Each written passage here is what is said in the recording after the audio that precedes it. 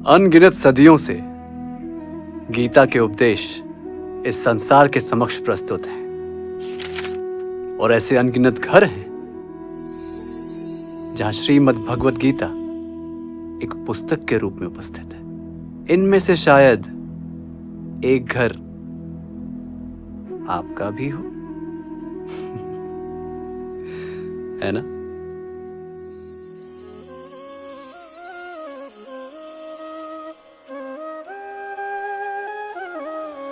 कोई गीता को पढ़ने के लिए समय निकाल पाता है तो कोई भाग दौड़ के जीवन में इसे छू भी नहीं पाता। कोई समझने की चेष्टा करता है और कोई नहीं कर पाता। वैसे भी पुस्तकों और शास्त्रों के प्रति हर आने वाली पीढ़ी का उत्साह कम ही होता दिख रहा है, पर गीता तो सबकी है ना।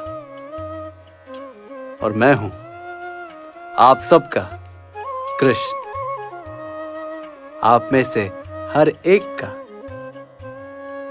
और अगर हम दोनों ही एक दूसरे के हैं तो क्या अंतर पड़ता है कि आप मेरे पास चल के आए या फिर मैं आपके पास चला आऊं। आप ही के मनपसंद माध्यम से मैं कृष्ण स्वयं आ रहा हूं आप सबके बीच, गीता के हर एक श्लोक का विस्तृत वर्णन लेकर, हर श्लोक में छिपे उस रस, उस ज्ञान को लेकर जिससे आप अपने निजी, सामाजिक और व्यावसायिक जीवन में श्रेष्ठ बन सकते हैं। आप मेरा प्रेम सहित स्वागत तो करेंगे ना?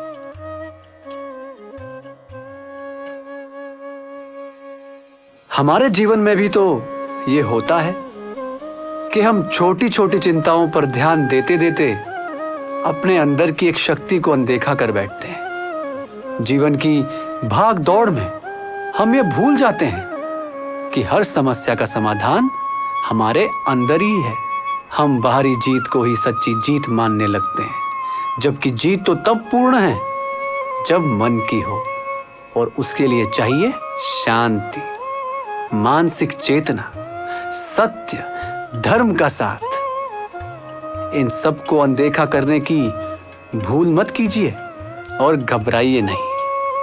जब भगवत गीता है आपके साथ, सत्य है आपके साथ, धर्म है आपके साथ, क्योंकि मैं स्वयं जो हूं आपके साथ, आपका कृष्ण। बस दुर्योधन की तरह मुझे अनदेखा मत कर दीजिएगा और पांडवों की तरह मुझे अपने साथ रखिएगा, और फिर जीवन युद्ध में विजय आप ही की होगी। विवाद की सबसे बड़ी जड़ है तत्पर प्रतिक्रिया। मानो कोई होड़ लगी हो कि कौन जीतेगा, और दुख तो इस बात का है कि संबंधों में जब यूं बिना सोचे समझे फूट पड़ती है तो दोनों ही हारते हैं। जिस तरह अर्जुन युद्ध से पहले थमकर विचार करके आगे बढ़ रहा है, आप भी एक पल रुककर सोचकर प्रतिक्रिया देंगे तो आधे विवाद वहीं समाप्त हो जाएंगे। सौहार्द आ जाएगा आपके सामाजिक संबंधों में। दुर्योधन एक क्षत्रिय है और युद्ध भूमि है उसका कर्मस्थल। कारण जो भी रहा हो, पर अब जब युद्ध सामने है, इसे जीतना ही उसका एकमात्र लक्ष्य है, और इसके लिए वो सब कुछ कर रहा है और आगे भी करेगा। व्यावसायिक जीवन की एक बड़ी सीख मिलती है। सहकर्मियों में अनुभवी लोगों की तरफ आदर से पेश आना, परिस्थिति कितनी भी विकट हो, अपने डर और चिंता पर नियंत्रण दिखाना, उससे अपने सहयोगियों पर प्रकट ना होने देना। इससे उनका मनोबल बना रहता है और यही एक अच्छे मुखिया की पहचान भी है।